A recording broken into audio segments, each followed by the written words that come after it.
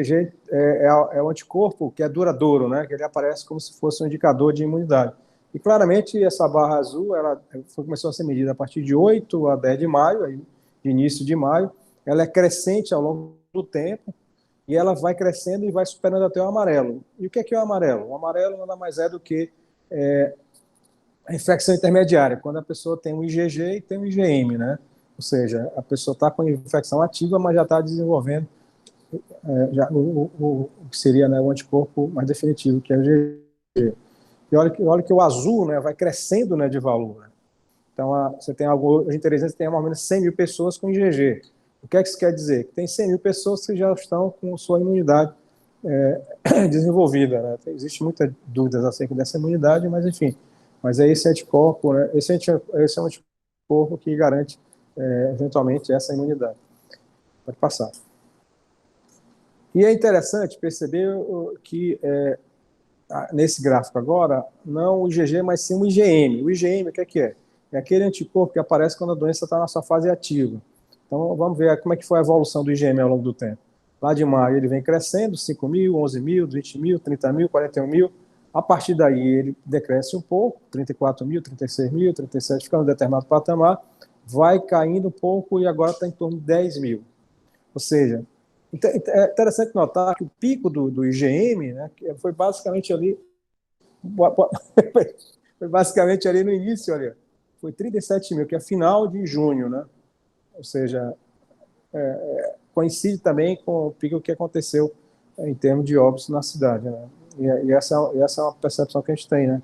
Vários indicadores que convergem para dizer que o final de junho, né, foi um momento maior pico, do pico, né, dessa doença na cidade de Teresina. E de lá para cá, ela foi lentamente caindo, mas nas semanas mais recentes caiu de forma bastante significativa em relação ao pico. Né? Então, se a gente comparar essa última pesquisa, que deu 10.551 pessoas positivadas de IgM, comparar com o pico, né, o pico ali de 37 mil, o pico lá atrás, né? O pico lá atrás, 41 mil, né? Não, ele é 5 a 7 de junho, né? Que é 41.340.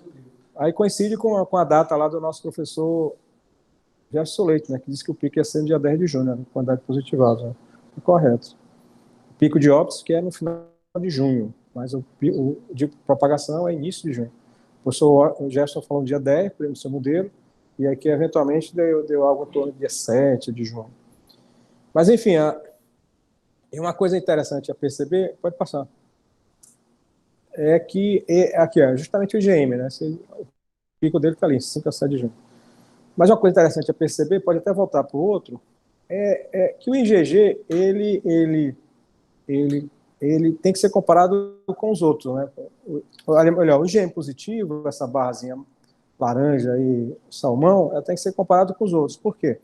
Quando você tem muita pessoa infeccionada, mas ninguém está com proteção, a capacidade do vírus se espalhar é muito grande.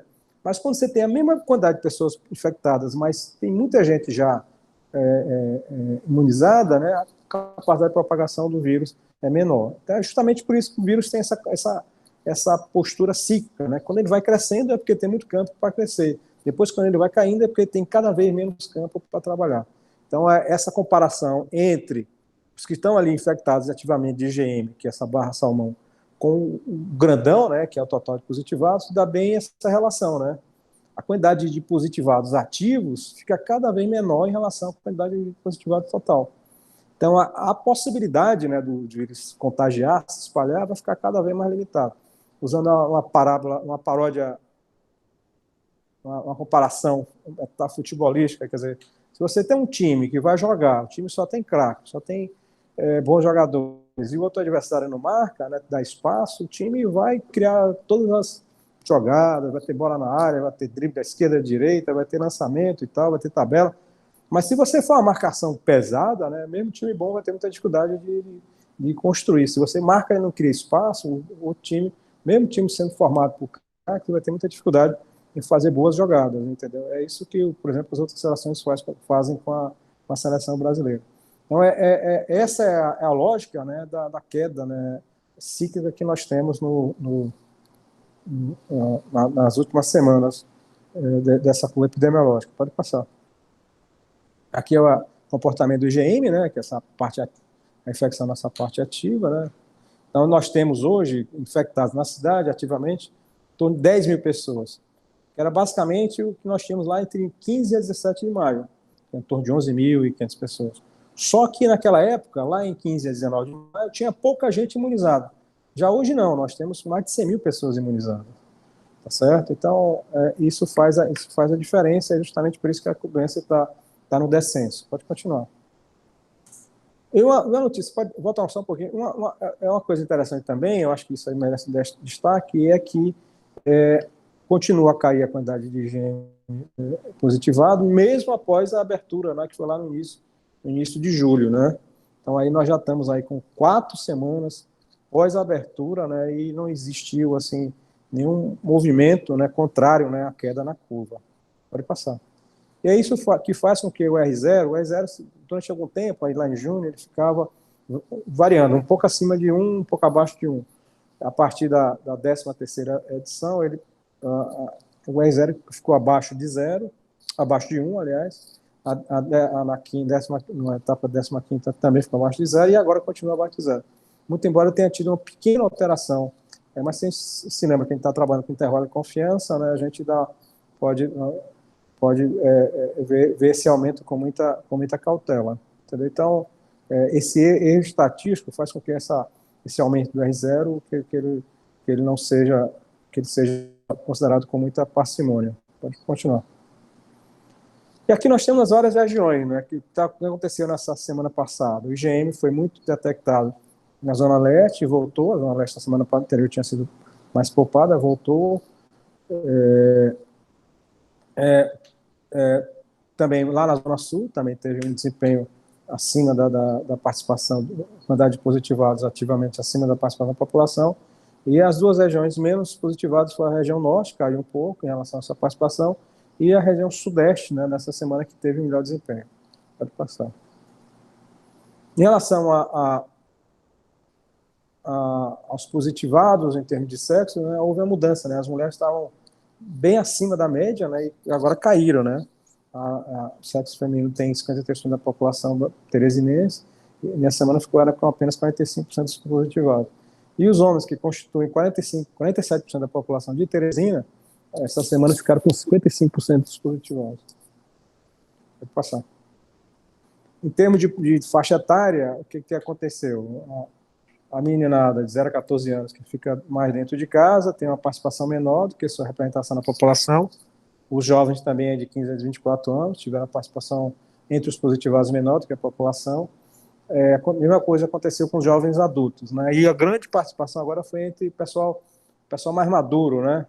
Aí de 35 a 40 anos, teve muita participação. Ou seja, entre 35 a 44 anos de idade, nós temos 15% da população de Teresina, mas em relação aos positivados, na semana passada chegou a 45% dos positivados, né? Ou seja, muita gente nessa faixa etária. Provavelmente deve ter algum efeito dessa questão, que é um pessoal mais economicamente ativo, então provavelmente deve ser algum tipo de efeito da própria abertura econômica. Entre 45 e 54 anos, uma coincidência, não teve nenhuma pessoa positivada, assim como também no de 70 anos, né? As pessoas, os 3% dos que foram testados, nenhum foi positivado, o que é um bom indicador para a semana, né? Agora, entre 55 e 64 anos, ficou proporcional, né?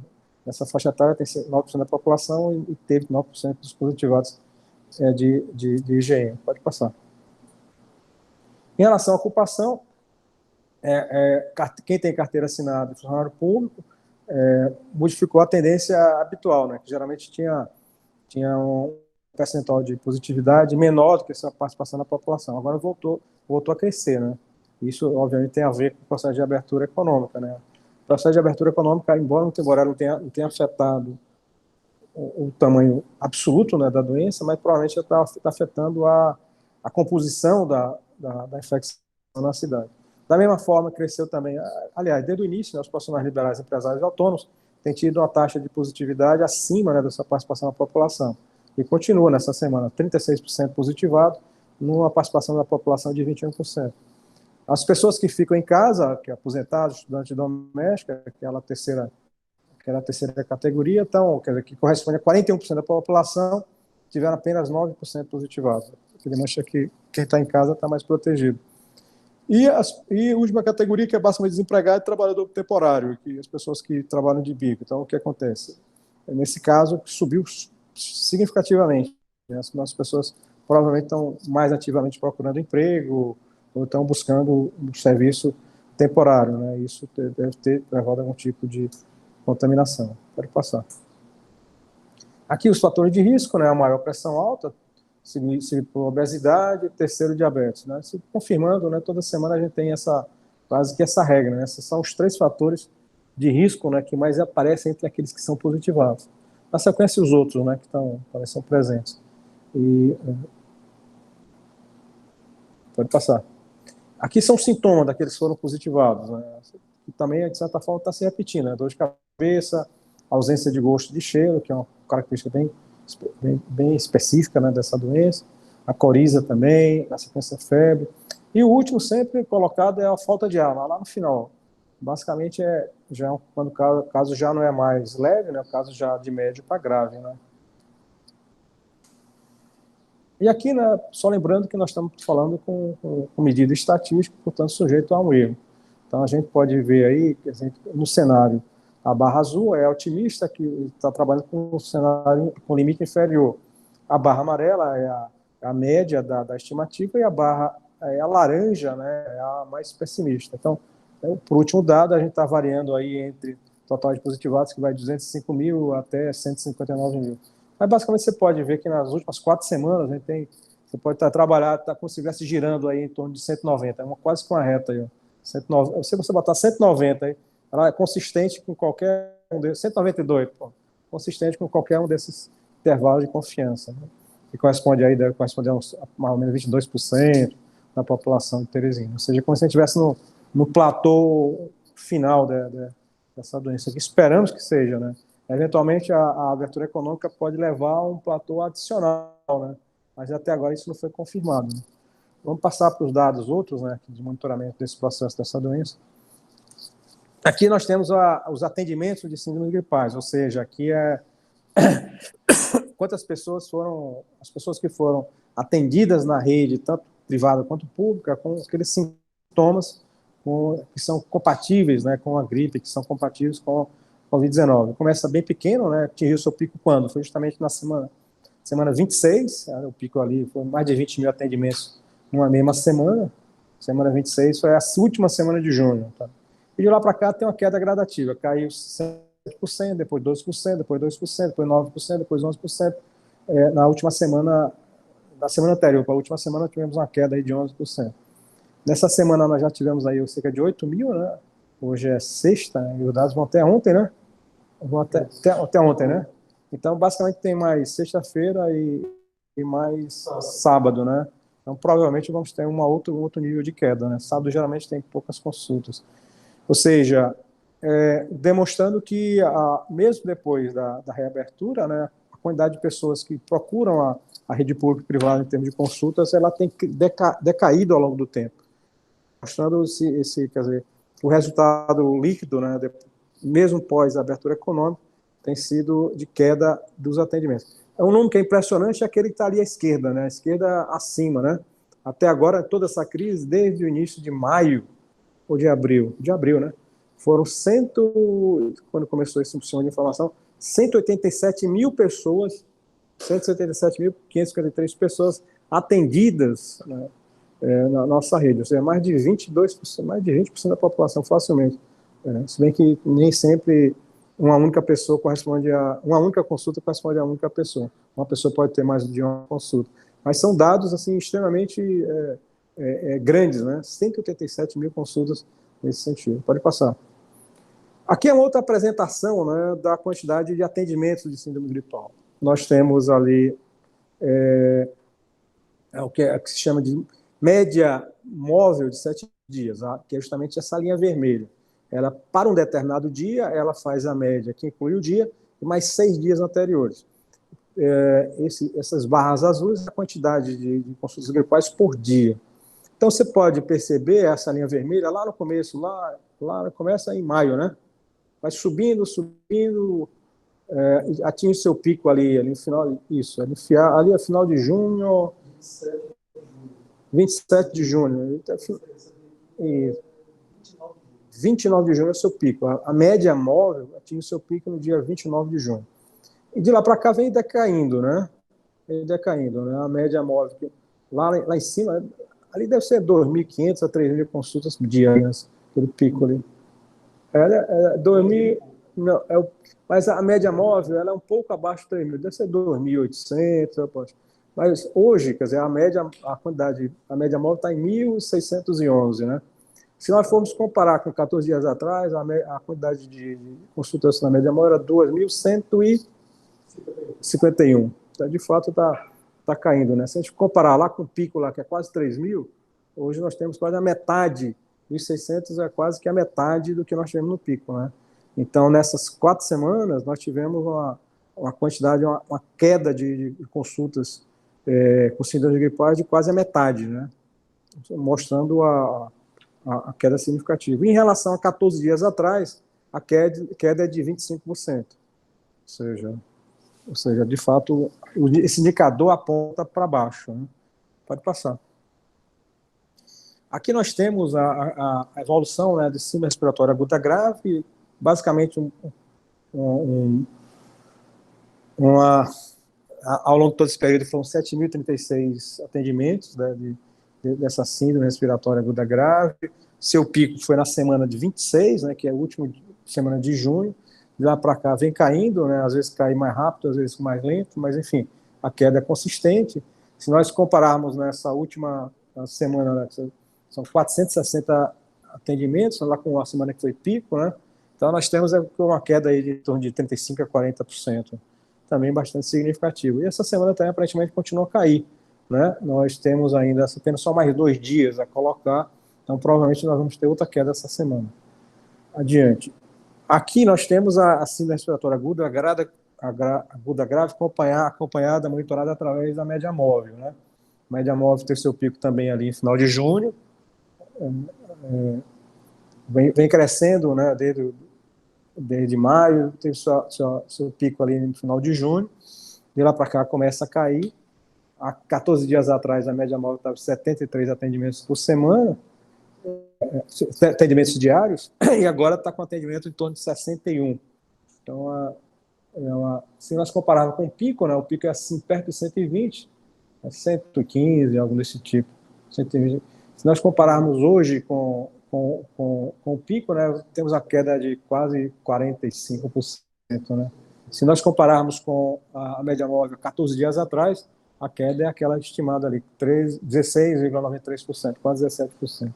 Mas também mostra tendência decrescente, né, desta doença na cidade, medida através da síndrome respiratória aguda grave. Pode passar. Aqui nós vamos para os leitos hospitalares, né? O que isso tem impactado na cidade. Em relação ao UTI, olha, nós estamos hoje, ontem, né, com 365 leitos de UTI ocupados, uma taxa abaixo de 70%, né, que é um bom indicador.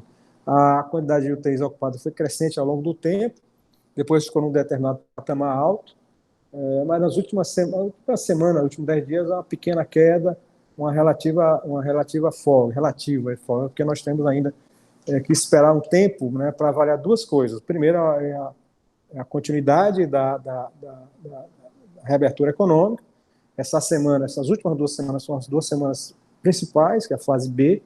As 2 etapas da fase B são as 2 críticas, porque abre o comércio atacadista, o comércio varejista de bens não essenciais, especialmente grande parte desse comércio é situado no centro da cidade de Teresina, portanto aumentou muito o fluxo no centro da cidade. Então nós temos que dar uma olhada com muito carinho, né, com muito cuidado nos dados dessa doença nas próximas 2 semanas que seguem essa reabertura. E na próxima semana nós vamos ter o início da fase C, né, que começa também já a trazer o setor público, né, portanto, que é um setor muito importante e que faz circular muita gente na cidade. Então, essas próximas 2 semanas a gente vai continuar a monitorar. E a gente só pode pensar em falar em desativar o hospital de campanha, quer ser de leito de enfermaria, quer ser de leito de UTI, depois de passar esse período dessas 2 próximas semanas. E temos também uma outra ameaça aqui no horizonte, né, que que não é apenas a questão da abertura econômica da cidade de Teresina, é o que está acontecendo no interior. Tem aumentado muito o percentual de pessoas do interior nos leitos de UTI da cidade, assim como também tem aumentado muito a quantidade de óbitos das pessoas do interior. No começo desse processo, depois a gente pode falar, era coisa de 15% a 18%, e agora nós já estamos com 25% dos óbitos da cidade, que são pessoas que vêm do interior. Ontem mesmo, a quantidade de óbitos de pessoas do interior foi quase 3 vezes maior do que a quantidade de óbitos de pessoas de Teresina. Pode passar.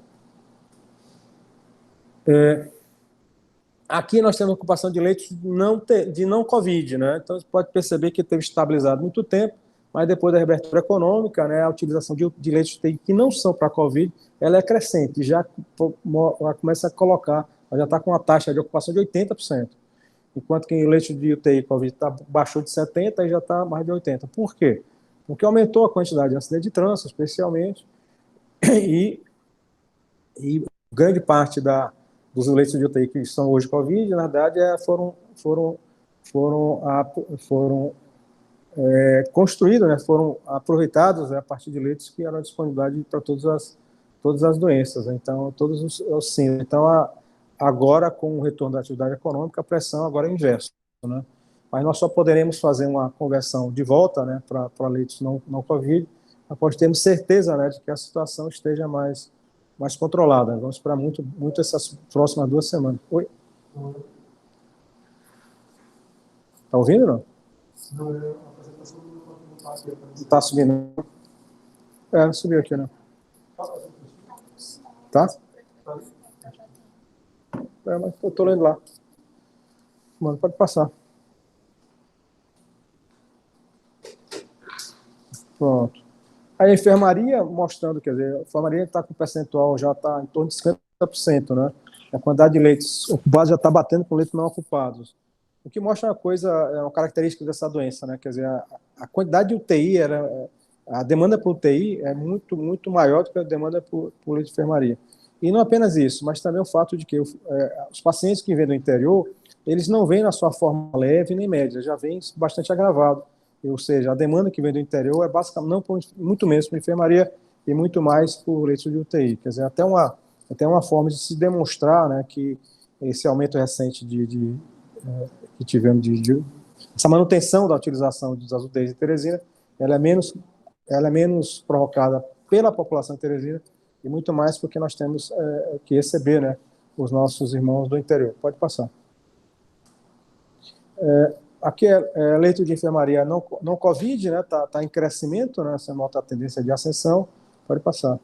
Pelo mesmo motivo que a gente falou em relação ao UTI, né? Por conta E aqui a gente vê a questão do setor público, né? O setor público está com um percentual de ocupação em torno de 71%. Tínhamos 249 leitos ocupados. Oi? O total é 249, tá certo. A ocupada é 71%. Correto. Perfeito. Pode passar. Aqui também, no setor privado, né, a quantidade de leitos de UTI está com a ocupação abaixo de 70%, 63%, do total de 116 leitos do setor privado, mostrando que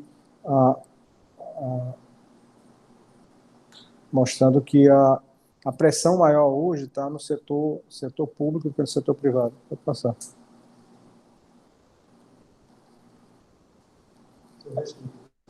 Tá certo. E, voltando, né, a explicar, nós temos dois conceitos de UTI. Um UTI que forma ampla, né, de UTI COVID para todos os pacientes, e aqui esse conceito de UTI é um conceito mais restrito, né, onde se exclui aqueles leitos que são exclusivos, né, como o leito da maternidade para gestante, do hospital infantil para criança, os leitos de reserva que estão nos hospitais.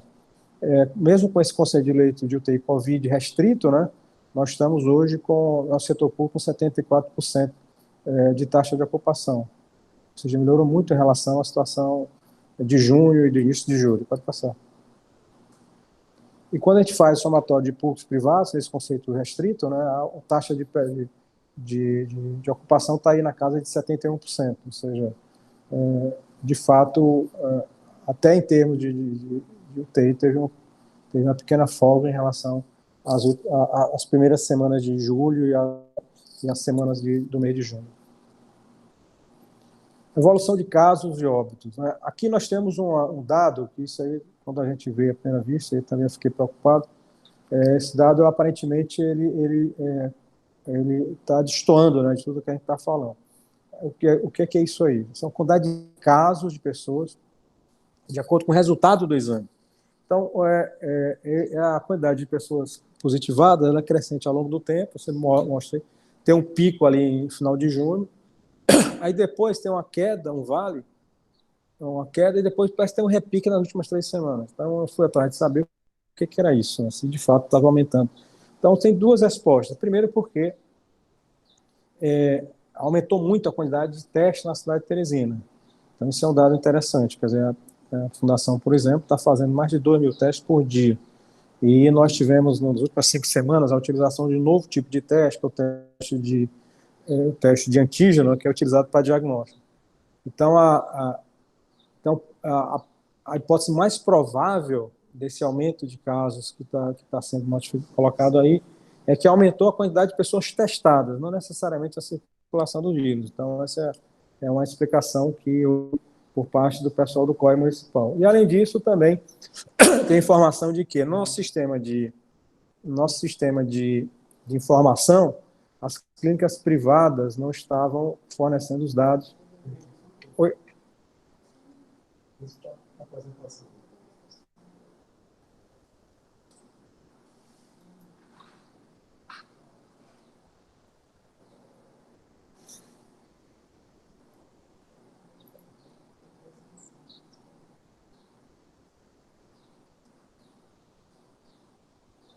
Pronto, esse gráfico aí que eu estava comentando, esse gráfico mostra a quantidade de pessoas positivadas. Então, ela teve um pico lá em junho, né? Depois teve uma queda e, aparentemente, nas últimas 2 semanas teve um novo crescimento. Então, a gente foi atrás de saber o que isso aconteceu. Então, a explicação que foi dada pela COI é que, basicamente, aumentou muito a quantidade de testagem no mês de julho, não só por parte da prefeitura, que teve mais testes, especialmente a utilização de testes de antígeno, como também o próprio setor privado, né, por conta da reabertura econômica, o setor privado é obrigado a fazer a testagem dos seus trabalhadores que estão com sintomas, né? E, além disso, um outro fator também é que as clínicas privadas não estão formando tempestivamente os testes, né, e passaram a fazer parte do sistema, estão informando mais prontamente. Então, isso talvez tenha explicado esse novo aumento, porque esse novo aumento ele não bate em nada com o restante do que está sendo observado no sistema. Mas, de qualquer sorte, nós vamos continuar a averiguar isso que está acontecendo, né, e o pessoal do nosso sistema de informação também vai tentar fazer essa mesma curva, não apenas com a data do resultado. Veja só, esse gráfico aí é feito com a data do resultado do exame, tá certo? Não é a data da realização do exame, é do resultado. Então, vamos dar uma checada para saber se não tem nenhum tipo de represamento de resultado ou algo do tipo. Mas, enfim, é um dado que deve ser monitorado, porque ele está sendo atípico, né, em relação ao que está acontecendo com os outros indicadores da doença na cidade. Pode passar. Aqui nós vamos para a quantidade de óbitos. Até agora foram registrados 760 óbitos na cidade de Teresina, de residência na cidade de Teresina. O ponto máximo foi justamente na semana 26, aí no final de julho. Depois tem uma pequena queda, né, na semana seguinte, depois uma queda mais substancial. Depois tem um pequeno aumento ali, né, na semana 29. Depois a queda fica mais consistente e vai para um outro patamar mais baixo. Basicamente fica constante, ainda tem uma variação pequena. E a gente espera também que essa semana, né, haja também ou continue no mesmo patamar ou haja uma pequena queda em relação ao que existia. Mas se nós compararmos a semana 27, a semana 31, com 61 óbitos, com a semana 26, nós temos uma queda de cerca de 25% dos óbitos, né? Ou seja, claramente dá para ver que nós estamos no descenso da curva, né? Demorou mais para cair do que os outros indicadores, mas de fato está havendo um decréscimo, né? Essa semana, né, os próprios dados que tivemos aqui mostram essa tendência. O outro dado, pode passar, outro slide, são óbitos de residentes por data com média móvel de 7 dias. tá certo? Então, a curva vermelha vem subindo, né? Vem na sua ascensão, chega no seu pico ali, que dia é esse aí, da média móvel? 13? 1º de julho. O pico é no dia 1º de julho, certo? Depois vem no descenso, acho que o pico foi cerca de 15 óbitos por dia. 15,6 aproximadamente, 15,6 óbitos por dia. Agora, essa semana, nós estamos com a média de 6,29. Se a gente comparar com 14 dias atrás, era 9,86. Isso é uma queda de 36%. Mas se a gente for comparar com o pico, né, o pico foi lá dia 15,6, eu vou comparar já a uma queda de mais de 60% na quantidade de óbitos, né? Então, também confirma a história de que nós estamos no descenso da curva. Aqui nós temos óbitos não residentes por semana epidemiológica. Então, você pode notar que essa curva, ela teve um pico aí na semana 28, não foi nem na semana 26, foi na 28, caiu, mas voltou a subir. Agora, se você dá uma olhada nas de médio prazo, vai pegando as últimas 6 semanas, a perspectiva é de crescimento. O que bate bem, né, com o modelo do professor Jefferson Leite, né, que nos diz que o pico de propagação do vírus era no final de julho, início de agosto, e, portanto, a quantidade de óbitos vai ter seu pico no Piauí aí no final nas últimas semanas de agosto, né? Então, provavelmente nas próximas semanas nós vamos ter um aumento da quantidade de pessoas vindo do interior para Teresina, e essa curva deverá estar em ascensão aí até o final desse mês, só deverá cair, né, provavelmente no início de setembro. Pode passar. Aqui também nós temos óbitos de não residente por data, né? Uma ascensão teve um pico ali em meados de junho, depois caiu, depois voltou a crescer, mas você nota que ela está como se estivesse flutuando, né, para cima e para baixo, então é uma tendência. Pelo modelo, né, nós vamos ter uma ascensão aí nas próximas semanas por conta da chegada desses não residentes. Uma coisa também que deve ser salientar é o percentual de óbitos de não residentes em relação ao total. Já é basicamente algo em torno de 25%. Para cada 4 óbitos de Teresina, um é do interior e 4... um é do interior e 3 são de Teresina. Mas nas últimas semanas, né, esse percentual, essa composição tem se alterado drasticamente, né? Ontem mesmo, quase 3 vezes mais falecimentos de não residentes aconteceu em relação àqueles que são residentes de Teresina. Então, é um mais indicador de que é um modelo lá do professor Jefferson Leite está funcionando. Pode passar. Aqui nós temos óbitos de acordo com a faixa etária. Então, de 0 a 14 anos não teve nenhum óbito. Esse é um dado bastante relevante. Não existe nenhuma criança atingida por essa doença na cidade de Teresina. De 15 a 24 anos, apenas 1% dos falecimentos. De 25 a 34 anos, 2%. De 35 a 44, 5%. Vai crescendo com a faixa etária. 45 a 54 anos, 11%. E de 56 a 69 anos, 18% dos óbitos. E 80% dos óbitos está justamente na faixa etária acima dos 70 anos, que corresponde a apenas 3% da população de Teresina. Pode passar. Aqui a questão de gênero, né? Então, basicamente, os homens são mais atingidos do que as mulheres. É muito, muito, muito claro isso, né? E as razões têm sido sempre debatidas. Uma delas é de que os homens têm mais comorbidades, e outra delas é que os homens cuidam menos da saúde, eventualmente, ou a própria composição genética das mulheres protege mais a mulher do que os homens. Passar.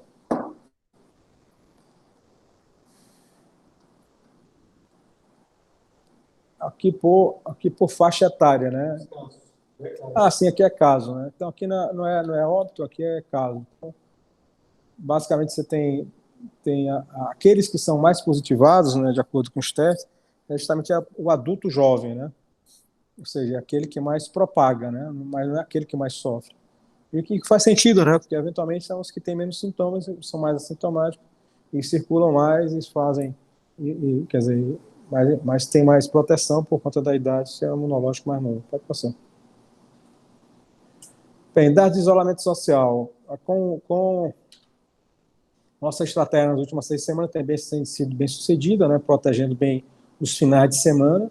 O nosso decreto termina, não termina nesse final de semana. Na segunda-feira nós vamos fazer a avaliação se vai haver alguma continuação ou não nas próximas semanas. Mas, enfim, durante os dias de semana, na realidade, com a abertura econômica, tem uma queda gradual do isolamento. Essa é uma tendência natural, por conta do isolamento. Mas, enfim, a população tem aderido, né, muito, né, nos isolamentos no final de semana. Aliás, a adesão foi maior do que no mês de julho, né, do que anteriormente, lá em maio, e coisa do tipo. Né? Acho que a gente percebe que, de fato, a população, de fato, incorporou, né, internalizou, né, o isolamento no final de semana, sábado e domingo. Aqui nós temos outra medida de isolamento, né, que aqueles pardais desse trânsito, eles medem, né, o fluxo de veículos. Né?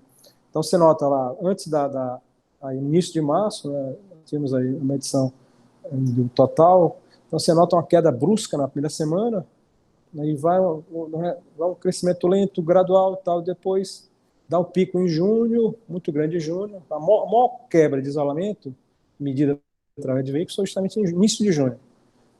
Infelizmente coincidiu com o nosso momento de pico. E a partir de julho também vai crescendo gradualmente. E se acelerou muito nas últimas 2 semanas. Ou seja, mostrando a importância do comércio varejista para a cidade. Né? Então, até a maior queda de isolamento medida por essa medida foi agora nessa última semana, por conta da entrada em vigor, né, do setor varejista não essencial. É isso aí. Disposição para perguntas.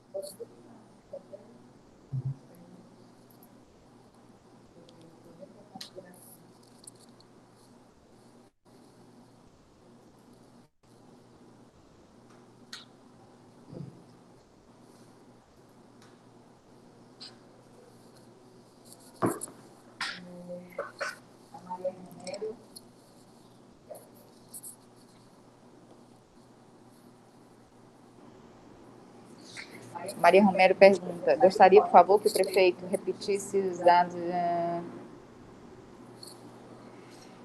Com esse aumento da demanda do interior, a necessidade de reforço em leitos de UTI ou de algum outro serviço, algum pedido ou orientação que a prefeitura da capital gostaria de fazer às pessoas e prefeituras do interior diante desse crescimento da pandemia? Bem, eu acredito que a quantidade de leitos de UTI que nós temos, né, ela é suficiente para enfrentar esse crescimento que vem do interior. Ela já tem sido, né? Então, acho que nós não precisamos aumentar a quantidade de UTI. Nós temos que garantir bom funcionamento daqueles que já estão em vigor. Né? A taxa de ociosidade aí está suficiente, né, para garantir um aumento do que vem do interior, desde que esse aumento não seja exagerado, né? Mas, enfim, eu acho que dá para segurar. E o nosso grande fiador é justamente o Hospital João Claudino, né, que é o anexo lá do HUT.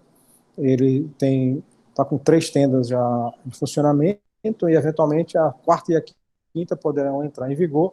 São 24 vezes adicionais em qualquer emergência. Então, a taxa existe, né, uma disponibilidade, né, de cerca de 30% do leito de UTI na rede como um todo, e eu acho que isso pode enfrentar qualquer eventual chegada do interior e qualquer eventual subida, né, aqui de Teresina.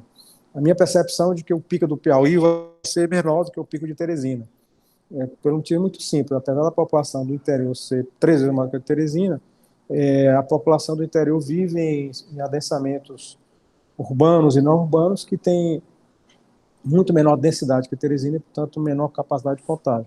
Além do fato de que a cidade do interior do estado é um estado muito grande, né, pouco denso, né, e as distâncias entre as cidades são muito grandes, especialmente na região sul. Então, o foco do Piauí continua a ser naquele trio de cidades, Floriano, Oeiras e Picos. Preocupação muito grande com a Água Branca, que tem sido muito atacada por essa doença. Talvez percentualmente seja a cidade do Piauí mais atacada. E uma preocupação muito grande com a cidade do norte do Piauí, que continua a está também entre as mais atacadas. Aí você tem a cidade de Luzilândia, Piripiri, Esperantina, enfim, são cidades que têm sofrido bastante. E esse processo, eventualmente, deverá ir até o final desse mês de agosto. Né? Aqui esse mapa, esse gráfico está passando isso, né? Então mostra aí claramente, okay, você tem óbitos acumulados na cidade, no Piauí das principais cidades, por 100 mil habitantes. A gente faz a regularização para 100 mil habitantes e coloca também na semana epidemiológica, a partir do primeiro óbito. Então a cidade do Piauí mais agredida pela doença foi justamente Água Branca, que é ali, aquela vermelha, né? Olha, vermelha não, laranja, Água Branca. Laranja. Depois nós temos Luzilândia ali embaixo, Uruçuí, Campo Maior, Barras, Esperantina, União, Luiz Correia, Cocal, José de Freitas, ali Floriano. Interessante, Teresina tem mais casos porque é a maior cidade, mas tem percentuais, somente Parnaíba, que está um pouco abaixo, Picos está um pouco abaixo e Piripiri. Todas essas outras são bem maiores que Teresina. Ou seja, muito embora sejam cidades menores, mas proporcionalmente essas aí, 1, 2, 3, 4, 5, 6, 7, 8, 9, 10, 11, tem 11 cidades que são mais agredidas que a cidade de Teresina. Então, isso, e essa questão ela deve prosseguir, né, talvez até esse final desse mês. Então, muita atenção nessas cidades, né, e eventualmente outras cidades que não estão sendo detectadas, mas que podem estar no momento de ascensão da curva, né. Então, esse é o sentimento. Agora, é importante que o pessoal do interior, especialmente os prefeitos, estejam atentos, né. Existe um problema grave que é o transporte, né, desses pacientes para a cidade de Teresina. Na realidade, muitos hospitais do interior não têm UTI. Na verdade, eles têm leitos de observação. O conceito de UTI é um conceito um pouco sofisticado. Quer dizer, o leito de UTI não é o leito com os equipamentos em derredor, com o médico, com a equipe médica, não. Ele requer também que o leito esteja num ambiente, no ecossistema, que tenha um conjunto de medicamentos, um conjunto de exames e assim por diante. Por exemplo, de repente, um paciente tem um problema renal. Então, se não tem como fazer hemodiálise, é difícil chamar de UTI. Na verdade, isso é apenas uma estabilização. Então, a necessidade, né, de ter desses casos que sejam que de fato requeram UTI, que sejam, na verdade, esses casos sejam de forma mais ágil, né, colocadas na regulação estadual, né, que está funcionando muito bem. Pergunta seguinte, a doutora Ancília, ele quer saber se tem alguma definição sobre continuidade ou não de isolamento mais aos finais de semana no restante do mês de agosto. Não tem nenhuma definição ainda não. Na segunda-feira nós vamos sentar com o pessoal do COI, vamos decidir. Na terça-feira deve ter algum tipo de decisão. Provavelmente nós vamos fazer também uma espécie de transição nos finais de semana, ou seja, alguns setores vão começar a funcionar, outros não, até que em setembro nós tenhamos, se não houver nenhum sobressalto, nós tenhamos uma abertura mais generalizada. Em seguida, o Natanael, qual a avaliação sobre as primeiras etapas de reabertura das atividades econômicas? O cronograma deve continuar sendo obedecido? Já há possibilidade de alterações? Não teve nenhuma alteração assim de vulto, né? Quer dizer, a não ser aquele quantidade de casos novos, que nós estamos investigando o porquê daquele aumento ali, mas os outros indicadores não mostraram assim uma mudança substancial do padrão de queda da doença. A doença, da mesma forma que subiu em progressão geométrica, ela está caindo eventualmente em progressão geométrica. Tem aquela história de água ladeira abaixo, né, fogo morro acima, quer dizer, vai numa velocidade, não tem como se deter. Então, provavelmente, né, a lógica de contágio dessa doença, ela fez com que nós tivéssemos uma curva bastante intensa em maio e junho, né? Acho que em março e abril a gente quase chegou à supressão dessa doença na cidade de Teresina. Infelizmente, a doença engatou aí de maio e junho, chegou ao seu pico, e agora ela tá arrefecendo, e a gente espera que ao final de agosto ela esteja bem menos presente na cidade. Agora, o processo de abertura econômica até agora não demonstrou nenhuma alteração mais significativa. Provavelmente, né, a queda dessa doença poderia ser mais rápida se não tivesse existido, né, essa abertura econômica, mas enfim, isso é apenas uma hipótese. Mas nós temos também que observar as próximas semanas, né, porque essa fase que foi reaberta nas últimas 2 semanas é a fase mais importante da abertura econômica, porque voltou a funcionar o centro, né? Muito embora o centro não esteja em pleno funcionamento, inclusive existe até o fechamento, né, das ruas para a circulação de veículos, a gente vai fazer alguma mudança na próxima semana, vai restringir o quadrilátero um pouco mais, mas isso aí, quer dizer, isso aí os efeitos dessa fase B ainda não foram completamente medidos, né? Então nós temos que esperar essa semana que vem e a semana seguinte. Então, provavelmente a pesquisa, né, do dia 14 a 16 de agosto, ela vai ser decisiva para que nós possamos, inclusive, rever nossa rede hospitalar, a quantidade de leitos dos hospitais de campanha e assim por diante. Pronto. Tá, diminuiu muito a quantidade de perguntas. Antigamente era 2 dezenas, agora 2, 3. Tá certo. Pessoal, um abraço. Felicidades aí, bom dia de trabalho.